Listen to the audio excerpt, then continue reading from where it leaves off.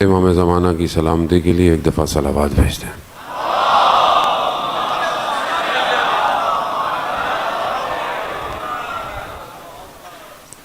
لا حول ولا قوة الا باللہ العلی العظیم۔ حسبنا اللہ ونعم الوکیل، نعم المولا ونعم النصیر۔ اعوذ باللہ من الشیطان الرجیم، بسم اللہ الرحمن الرحیم۔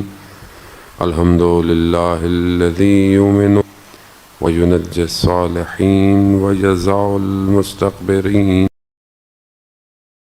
ویستخلف آخرین، والصلاة والسلام علی رسول ثقلین، محبوب رب المشرقین والمغربین، جد الحسن والحسین، نبینا سیدنا بالقاسم محمد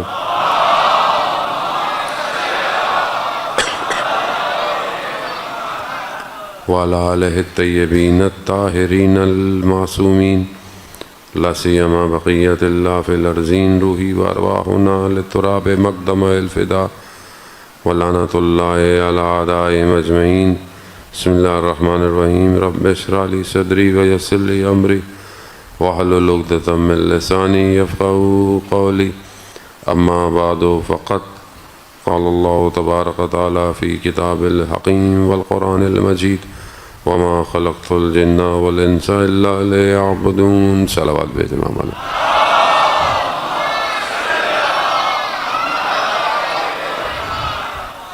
عزیزان سید الشہداء ماہ محرم الحرام ہے، اور سب سے پہلے تو میں بہرحال بہت معذرت خواہ ہوں آپ کہ میں بہت تاخیر سے جو ہے وہ پہنچا۔ بہرحال میں آج ہی کراچی پہنچا تھا، اور بہرحال اس کے بعد ایک تاخیر نے ہمیں بہرحال پھنسا دیا۔ انشاءاللہ کل کوشش ہوگی کہ 10 سوا 10 کے درمیان میں جو باقی 4 دن ہیں آپ کی خدمت میں حاضر ہوں۔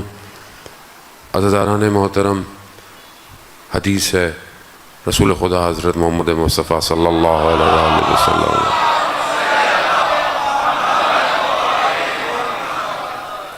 رسول خدا ارشاد فرماتے ہیں کہ اگر تم یہ دیکھنا چاہتے ہو کہ خدا کے نزدیک تمہاری منزلت کیا ہے، تمہارا مقام کیا ہے، تو تم اپنے آپ کو دیکھو کہ خدا کی منزلت تمہارے سامنے کیا ہے۔ یعنی اگر انسان چاہتا ہے کہ خدا کی بارگاہ میں دیکھے کہ اس کا کیا مقام ہے، تو وہ خدا اس کے لیے کیا ہے وہ اپنے آپ کو دیکھے۔ اب یہ انسان جب متوجہ ہوتا ہے، اور یہی ایک اور حدیث جو اس کی تفسیر کرتی ہے کہ فقط عرف نفس عرف ربہ، جس نے اپنے نفس کی معرفت حاصل کی اس نے اپنے رب کو پہچانا ہے۔ خدا انسان ہے، انسان بہت سی چیزوں کو باہر ڈھونڈتا ہے، جگہوں پہ ڈھونڈتا ہے، چیزوں میں ڈھونڈتا ہے، اور خدا کے لیے بھی انسان بہت کوشش کرتا ہے۔ بہت سارے لوگ پتہ نہیں کیا کیا سیکھ رہے ہوتے ہیں، دیکھ رہے ہوتے ہیں کتابوں میں کہ خدا اور خدا کی وحدانیت کو دیکھیں۔ بڑے بڑے سائنٹسٹ، فزیشین جو ہے وہ انہی ریسرچ میں اور تلاش میں خدا کو پا لیتے ہیں۔ جب وہ ایسے نتائج پہ پہنچتے ہیں کہ جہاں ان کی عقلیں بند ہو جاتی ہیں، اور وہ مجبور ہو جاتے ہیں کہ کوئی ہے جو کائنات کے نظام کو بہت سسٹمیٹک چلا رہا ہے، وہ کوئی اور نہیں ہے، وہی خدا ہے۔ کوئی اسے انرجی کہے، کوئی اسے صرف شعور کہے، لیکن حقیقتاً جب انسان اپنی طرف آتا ہے اور جب اپنے اطراف میں ادیان کو دیکھتا ہے، اور ہر دین اپنی طرف دعوت دے رہا ہے، گو کہ جتنے بھی الہی دین ہے ان کی ایک چیز ایک ہی ہے، تھوڑی بہت تعریف ہو گئی، تحریف ہو گئی، وہ بھی انسان کی وجہ سے، ورنہ ہر نبی کا ایک ہی پیغام تھا، اور وہ خدا کو پہچانو۔ کوئی نبی یہ نہیں کہنے آیا کہ مجھے پہچانو، یہ میری عبادت کرو، نہیں۔ آپ سامنے کسی نبی کا نعوذ باللہ کسی نے بت نہیں بنایا، بلکہ نبی آئے ہی بتوں کو توڑنے کے لیے تھے۔ تو اس کی وجہ انسان رب کے لیے کام کرے تو سب سے پہلے اسے اپنے آپ کو مٹانا پڑتا ہے، چیز خدا کے لیے انجام دے۔ ہم اپنی زندگی میں دیکھیں کہ ہماری زندگی میں جو کام ہے روزمرہ وہ خدا کے لیے کتنے ہیں اور اپنی ذات کے لیے کتنے ہیں۔ اب آپ بولیں کہ مولانا صاحب ہم تو اپنا کھانا کھاتے ہیں تو خدا کے لیے، ہاں کھانا کھانا مباح ہے، بہت سارے کام مباح ہے، لیکن اگر یہی بدن اس کو ضرورت ہو کھانا واجب ہو جاتا ہے، اور یہی بدن مریض ہو یہی کھانا حرام ہو جاتا ہے۔ کھانا ایک ہی ہے۔ اب یہاں ضروری ہے کہ انسان اپنے آپ کو پہلے دیکھے کہ وہ خود کس طرف جا رہا ہے، اس کا ہر عمل، اس کا کردار، اس کا ارادہ، اس کی سوچیں، اور یہی چیز پھر اس کی زندگی پر اثر ڈالنا شروع کر دیتے ہیں۔ آج معاشرہ جو پریشان اور اضطراب میں ہے، آج اکثر لوگ یہی کہتے ہیں بہت مشکلات ہیں، بہت پریشانیاں ہیں، بہت گھرے ہوئے ہیں۔ یہ مشکلات، یہ پریشانیاں ہماری اپنی بنائی ہوئی ہیں، خدا نے نہیں بنائی۔ جس معاشرے میں آج ہم کھڑے ہیں یہ معاشرہ ہم نے بنایا، خدا نے تو دین بھیجا، اس پہ عمل کرو، آسانی ہے، لیکن کیونکہ ہم خدا کے دین کو اپنی مرضی کے لیے استعمال کرتے ہیں تو یہ مشکلات ہوں گی۔ ہمارا دین صرف ایک مخصوص حصے تک ہے، بس ہم باہر، ہم مسجد میں، امام بارگاہ میں دیندار ہیں، لیکن ہم اپنے گھر میں، اپنے کام میں، اپنے کاروبار میں، تو وہاں ضروری ہے کہ انسان اپنے آپ کو سکین کرے، اپنے نفس اور اپنے ارادے کو۔ مولا متقیان حضرت علی ابن ابی طالب علیہ السلام صلی اللہ محمد امام ارشاد فرماتے ہیں کہ انسان کی جو قیمت ہے وہ اس کا ارادہ ہے۔ اب آپ کا اور میرا ارادہ کیا ہے؟ اب آج کا جوان جو ہے اس کے ارادے کیا ہیں؟ ماں باپ کہتے ہیں نا بیٹا کیا ارادہ ہے؟ مسکرا رہے ہیں جوان، ارادہ کیا ہے؟ اب انسان کے اپنے ارادے کیا ہیں؟ کیا ارادہ ہے کہ میں جان توڑ کوشش کر لوں ایک آئی فون لے لوں، تو پھر کیا ہوا؟ قیمت یہی ہے، انسان کی قیمت یہی ہے۔ میں پوری کوشش کر لوں، خدا نہ خواستہ اللہ نہ کرے کہ کوئی گناہ ہو جائے، تو پھر انسان کی قیمت کیا ہے؟ یہی ہے۔ انسان اپنی تنہائی، اپنی خلوت میں، وہ خدا نہ خواستہ نامحرم پر نگاہ، وہ انسان کی قیمت کیا ہے؟ یہی قیمت ہے۔ یعنی انسان اتنا گر چکا ہے، کیونکہ ظاہری انسان ترقی یافتہ ہے۔ اگر آپ دیکھیں تو آج آپ دیکھیں کہ انسان کتنی ترقی کر گیا۔ آج آپ مجلس لائیو جا رہی ہے، آرٹیفیشل انٹیلیجنس ہیں، رپورٹس آ گئے ہیں، پوری دنیا الیکٹرانک ہو گئی ہے، سارے کام ایسے ہو گئے ہیں، لیکن یہ ظاہر میں جو ترقی ہے، لیکن آج کا مگر جو انسان ہے وہ حیوان بن چکا ہے۔ اس کی وجہ یہی ہے کہ اس نے اس مکتب کو چھوڑ دیا ہے جو مکتب اس کی ہدایت کے لیے ہے۔ ہم بھی جو ہے وہ بعض جگہوں پر موسم اور حالات کی وجہ سے جو ہے وہ اچھے ہو جاتے ہیں، آپ کو نہیں کہہ رہا، خدا نہ خواستہ دوسرے لوگوں کو کہہ رہا ہوں، وہ انسان ہو جاتا ہے، لیکن یہی ارادہ اس کو موٹیویٹ کرتا ہے، چاہے وہ اچھا کام کرنا ہو، چاہے خدا نہ خواستہ برا کام کرنا ہو۔ اور خدا کا نظام ایسا ہے کہ جو آپ ارادہ کرتے ہیں اللہ اسباب پیدا کرنا شروع کر دیتا ہے۔ ایک انسان نیت کرے، ارادہ کرے، تو اللہ اس کے لیے اسباب بھی پیدا کرنا شروع کر دیتا ہے۔ اولیاء خدا جو اپنی زبان سے کہتے تھے وہ ہو جاتا تھا۔ کیسے ہو جاتا تھا؟ کیونکہ ارادے مضبوط تھے، ارادے مضبوط تھے۔ آغا دولابی بہت بڑے عارف تھے، مجلس پڑھ رہے تھے، دو شخص کہتے ہیں ہم کم سے تہران گئے، پہنچے وہاں پہ تو انہوں نے مجلس سے پہلے ہی بول دیا کہ ایک سید ضرورت مند ہے، جتنے پیسے تمہارے پاس ہیں سب دے دو۔ اب ہر کوئی جو بھی تو میں بھی نکال رہا تھا، تو میں نے اپنے برابر والے سے بولا کہ تھوڑے پیسے رکھ لیتے ہیں، واپسی کا کرایہ کیا کریں گے؟ یہ میں نے ابھی بولا اور وہ دور تھے، انہوں نے سن لیا، کہا کہ جو میں نے کیا کہا ہے سب رکھ لو، واپسی کی سواری مل جائے گی۔ کرا ہم نے سارے رکھ دیے۔ مجلس کے بعد باہر نکلے تو کہا ایک نئے ماڈل کی گاڑی آئی، کہا کہ میں کم جا رہا ہوں، چلنا ہے؟ ارادہ، جس کا ارادہ مضبوط ہو اور جس کے ارادے الہی ہوں، وہ پھر کائنات کو اپنی مرضی سے مسخر کر لیتے ہیں. ان کے لیے یہ چیزیں کوئی مشکل نہیں رکھتی کہ کب کہاں کیسے ایک ہی وقت میں کئی جگہ پہنچ جائیں. کیا فرق پڑتا ہے؟ جب دل چاہے جس کو جو ہے وہ اپنی بات سنا دیں، کوئی فرق. ارادے عزاداران محترم، کربلا والوں کے ارادے مضبوط تھے. آج تک دشمن ان سے گھبرا رہا ہے. ان کے ارادے تھے نا، یہ ان کے ارادے کیا تھے؟ خب ہم امام کو نہیں چھوڑیں گے. یہ ان کا ارادہ تھا، یہی ان کی قیمت تھی. یعنی ان کا ارادہ یہ تھا کہ ہم اپنے آپ کو اپنے امام پر قربان کر دیں گے، سب کچھ ہمارا امام ہے. اللہ نے ان کی قیمت اتنی بڑھا دی کہ آج ہم ہر نماز کے بعد السلام علیکہ یا اصحاب الحسین کہتے ہیں. یہ ارادہ ہے. مگر آج دنیا ہمیں کن ارادوں کی طرف لے کے جا رہی ہے؟ ابیت الدنیا، دنیا کے بندے. امام خود فرماتے ہیں نا کہ دین تمہارے منہ میں رکھا ہوا نوالا ہے، جب تم پر بنتی ہے اس کو نگل لیتے ہو. یعنی ہم دنیا کے بندے، ہمارا ارادہ دنیا ہے. علامہ تقی جعفری کا واقعہ میں کئی دفعہ تکرار کر چکا ہوں، اور مشہد مقدس میں مولا کے حرم میں دفن ہے. بہت بڑے فلاسفر تھے. انسان کی قیمت پر کانفرنس تھی، ویلیو آف اے ہیومن. پوری دنیا سے لوگ آئے ہوئے تھے، سب نے اپنے اپنے آرٹیکلز پیش کیے. ان کی باری آئی، یہ بھی کھڑے ہوئے. انہوں نے کہا کہ انسان کی قیمت اس کا ارادہ ہے. اگر وہ 2 کمرے کے فلیٹ میں چاہتا ہے تو یہی اس کی قیمت ہے. ایک لوہے کی گاڑی چاہتا ہے، یہی اس کی قیمت ہے. یہ کہا نیچے اتر گئے. لوگوں نے بڑی تالیاں بجائیں، کھڑے ہو گئے. ایک جملے میں انسان کی قیمت بنا دی. واپس گئے، کہا یہ میرا قول نہیں ہے، یہ 1400 سال پہلے رسول کے وصی یہ فرما گئے تھے.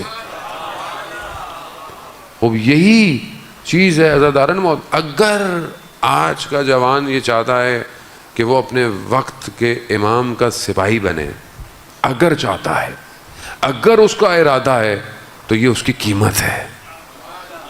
اس کی قیمت ہے. اگر واقعاً ارادہ ہے کہ میں اپنے امام کا ساتھ دوں گا، تو پھر آپ کی قیمت لگ گئی. مصر کے بازار میں یوسف کو خریدا گیا، آپ کو بھی اس دنیا کے بازار میں خرید لیا جائے گا. تو اپنا ارادہ مضبوط کریں. میں بہت زیادہ آج آپ کو مزاحم نہیں ہوں گا، میں مقدماتی سی گفتگو کر کیونکہ جمعے کا دن ہے، ظہور کا متوقع دن ہے، اور بغیر امام کے دن پورا نہیں ہو سکتا. یقیناً آج آپ نے دعائے نطبہ پڑھی ہوگی، امام کی زیارت پڑھی ہوگی، کیونکہ امام کو یاد کرنا چاہیے. جمعے کا دن ہے، امام کا دن ہے. عزاداران محترم، بغیر امام کے زندگی نہیں ہے. کربلا یہی تو درس دیتی ہے کہ تمہاری قیمت کچھ اور نہیں ہے، امام ہے. اگر اپنے آپ کو بیچنا ہے، امام کے لیے بیچو. امام کیسا ارادہ کرتا ہے؟ ہم سمجھتے ہیں کہ شاید ارادہ کرنے کے لیے کوئی امیر چاہیے، کوئی دولت مند چاہیے، وسائل چاہیے. نہیں ہے. آیت اللہ شمس الدین اپنی کتاب روزگاران میں کہتے ہیں کہ ایک عالم دین اصفہان کی مسجد کے باہر ظہر کا وقت تک کھڑے ہوئے تھے کہ نماز میں جائیں. اندر دیکھا کہ چند لوگ جو مزدور ہیں ایک جنازہ لے کے جا رہے ہیں، اور ایک بہت بڑا اصفہان کا تاجر جنازے کے پیچھے سر کو پیٹتا ہوا جا رہا ہے. تو میں پریشان ہوا کہ اگر تو یہ اس کے رشتہ دار لگتا ہے تو یہ تو سارے مزدور ہیں، اور اگر یہ مزدور ہیں تو یہ کیا کر رہا ہے؟ کہ میں یہی سوچ رہا تھا. تو ایسے میں اس نے بولا کہ شیخ جنازے میں نہیں آؤ گے؟ میں نے کہا کس کا ہے؟ کہا اولیاء خدا کا جنازہ ہے. میں پریشان، یہ اللہ کا ولی کون ہے؟ میں بھی ساتھ ساتھ چلتا گیا، اور کہا کہ بہت دور اور میں تھک گیا. تو وہاں پہنچا تو مجھے افسوس ہوا کہ اول وقت نماز بھی چھوڑ دی جماعت سے، اور تھک بھی گیا، پتہ نہیں کیا ہے. تو میں کہنے لگا تو ان کا پوچھو کہ نہیں کس کا جنازہ ہے؟ کہا کس کا جنازہ ہے؟ کہا میں کچھ عرصے پہلے حج پہ جا رہا تھا تو رستے میں میرا سامان چوری ہو گیا. میں کربلا اور نجف میں تھا، میرا سامان چوری ہو گیا. اب میں مایوس ہو گیا، نہ آگے جا سکتا ہوں نہ پیچھے. اسی حالت میں میں مسجد کوفہ کی طرف جا رہا تھا پیدل، تو میں نے دیکھا ایک بڑی جاؤ جلال سواری آئی. سواری میرے پاس رکی، کوئی اور نہیں، امام وقت تھے. اللہم صلی علی محمد وعلی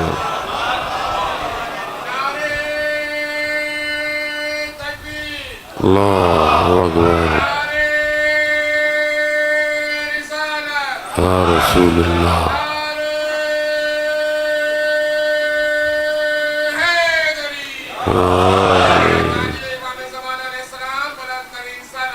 اللہ صلی اللہ محمد.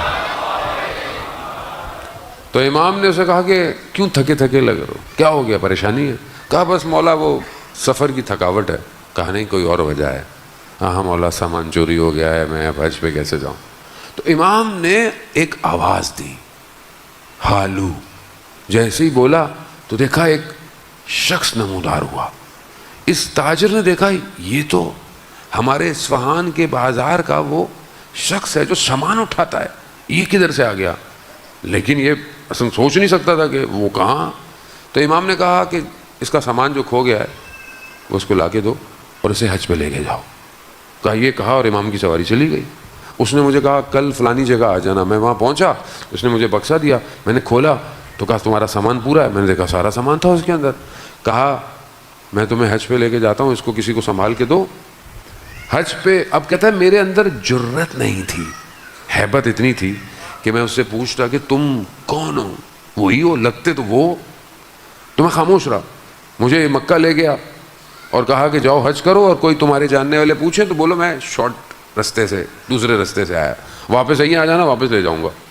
کہا مجھے واپس چھوڑنے جب جا رہا تھا تو میں نے سوال پوچھا تم وہی حالو ہو جو ہمارے بازار میں مال اٹھاتا ہے.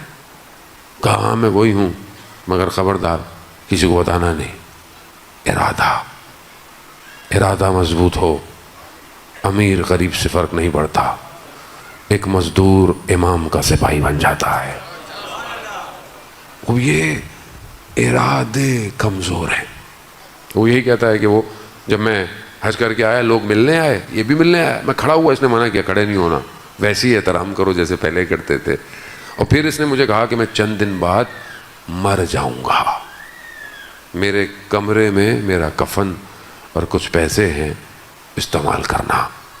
جب ارادے مضبوط ہوں تو موت کا وقت بھی انسان کو پتہ ہوتا ہے. جب ارادے مضبوط ہوں تو انسان اس دنیا سے جاتے ہوئے ڈرتا نہیں ہے. یہ دنیا کیا دے گی, اس دنیا نے دینا بھی کیا ہے. عزیزان محترم, خدا ہم سب کو 40 کی زیارت نصیب فرمائے. کتنا راستہ ہے, بس یہ چند جملے تبرکن, اور آپ سے کل انشاءاللہ خدا توفیق دے تبرکن. جب ہم 40 سے نجف سے کربلا جاتے ہیں تو تیز بھی چلے تو 1-1.5 دن انسان کو 1.5-2 دن لگتا ہے. وہ تو خیر کو جوان بہت ہی چلتا جائے تو 1.5-2 دن میں آدمی پہنچتا ہے. روڈ صاف, رستے میں موقف لگے ہوئے ہیں, کھانا بھی ہے, پینا بھی ہے, آرام بھی ہے اور آسائش بھی ہے. مگر مقتل کیا کہتا ہے, یہ لوٹا ہوا کارواں, روڈ بھی نہیں تھے, بیاباں تھا, پتھر تھے, خاردار کانٹے تھے, یہ کارواں 1 دن میں پہنچا ہے.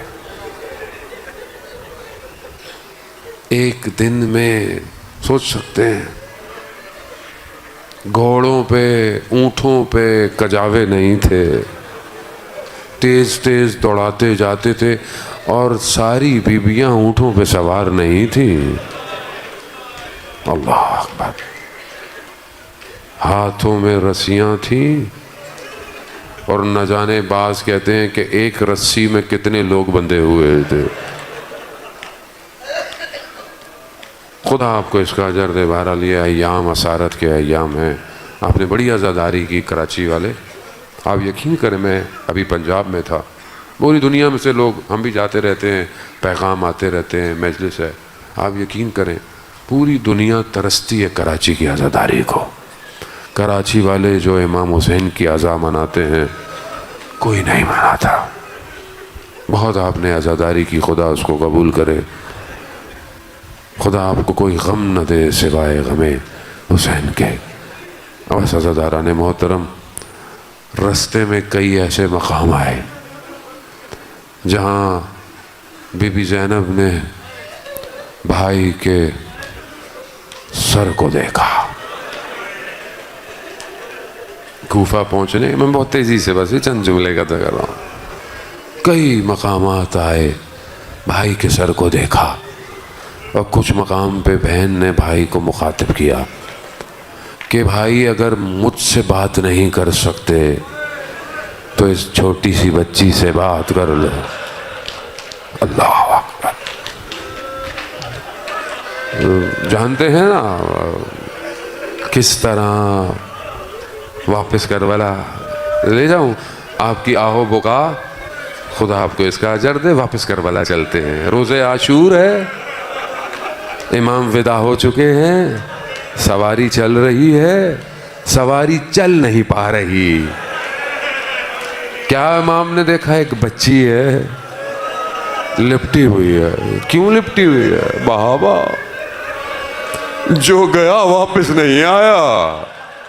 بس عزاداران محترم, جب امام نے دیکھا نا بچی نیچے اترے, بیٹی کو گلے لگایا. خدا آپ کی بیٹیوں کو سلامت رکھے. جس کی چھوٹی بچیاں ہوتی ہیں جب گھر جاتے ہیں گلے لگتی ہیں نا بابا, اور جب جا رہے ہوتے ہیں تب بھی گلے لگتی ہیں بابا. بس بچی گلے لگی, بچی گلے لگی, ہاں بابا. جب بچی کو یقین ہو گیا نا کہ اب بابا نہیں آئے گا, تو مقتل کہتا ہے بچی نے جملہ کہا, بابا ہمیں مدینہ واپس چھوڑ آئے. امام نے کہا بیٹا اب دیر ہو گئی. بس میں زیادہ مصائب نہیں پڑھوں گا, آگے دن ہے, بس چند جملے کہنے ہیں. امام کی سواری جا رہی ہے, بچی حسرت بھری نگاہوں سے دیکھ رہے ہے. اللہ, کسی کا باپ اس غربت کے عالم میں اس بچی کو چھوڑ کے نہ جائے, دیکھ رہی ہے, جا رہا ہے, جا رہا ہے. بس عزاداران محترم بڑی تیزی سے روز عاشور, عصر عاشور, امام زین سے زمین پر آئے. جس کے پاس لکڑی تھی, جس کے پاس نیزے تھے, جس کے پاس پتھر تھے, جس کے پاس تلواریں تھیں, سب پہنچے. بچی سے صبر نہیں ہوا, بچی نے خیمے چھوڑے, بچی گئی اپنے بابا کو سنبھالنے. میرا سلام ہو, بیٹیاں باپ کے جنازوں پر زینت ہوتی ہیں, مگر اسے پیار سے نہیں اٹھایا گیا, اسے تماچوں تازیانوں سے جدا کر